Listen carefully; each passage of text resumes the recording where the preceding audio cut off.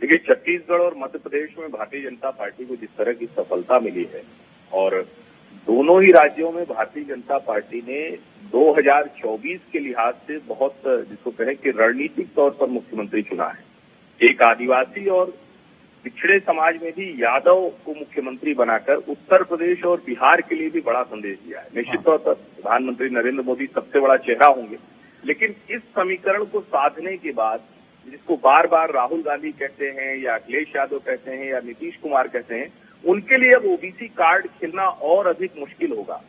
ये दोनों ही राज्य ऐसे हैं जिसमें लंबे समय तक भारतीय जनता पार्टी सत्ता में रही है।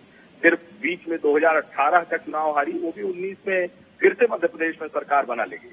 तो मुझे लगता है कि ये 5 साल और विशेष करके 2024 पर इसका जो प्रभाव पड़ेगा, आज के जो मुख्यमंत्री चुने गए हैं उनका मंत्रिमंडल किस तरह से काम करेगा, वो बहुत ज्यादा असर डालने वाला है। उस पर जरूर नजर होगी। मुझे लगता है कि प्रधानमंत्री नरेंद्र मोदी का ये चयन, और इसमें प्रधानमंत्री नरेंद्र मोदी से अधिक मुझे लगता है कि सभी जो संगठन, राष्ट्रीय स्वयंसेवक संघ, क्योंकि वैचारिक भूमि है संघ की, तो उसके लिहाज से भी ये चयन बड़ा महत्वपूर्ण है।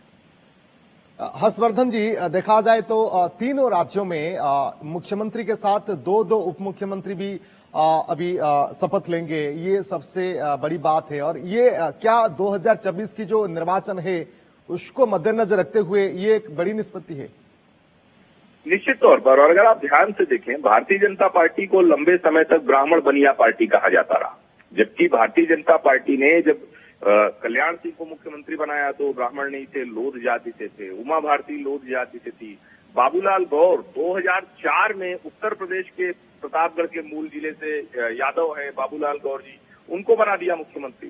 शिवराज सिंह चौहान पिछड़ी जाति से आते हैं। तो भारतीय जनता पार्टी कभी ऐसा नहीं रहा कि नेतृत्व देने में कोई कसर छोड़ती थी। लेकिन चूंकि अभी ये बार बार नारा चल रहा है, जिसकी जितनी संख्या भारी उसकी इतनी हिस्सेदारी, ओबीसी कार्ड की बात चलती है, उसमें उनको अपने जो कोर वोटर हैं उनको भी संभाल कर रखना है। तो अगर आप ध्यान से देखें तो चाहे मध्य प्रदेश हो, छत्तीसगढ़ हो या राजस्थान को तो पहला ब्राह्मण मुख्यमंत्री मिला, और किसी हिंदी पट्टी के राज्य में, उत्तर प्रदेश में ब्राह्मण सबसे ज्यादा है, जाति तौर पर करीब 13-14%, लेकिन वहां भी कभी ब्राह्मण मुख्यमंत्री नहीं दिया। तो मुझे लगता है शायद भारतीय जनता पार्टी को यह एहसास है अपने मूल मतदाताओं को बचा कर रखना, विस्तार करते हुए हिंदू की जो दूसरी जातियां हैं उनको भी संभाल कर रखना, और उसमें मुख्यमंत्री के साथ ये 2 उप मुख्यमंत्री बहुत ज्यादा कारगर साबित होता दिखता है।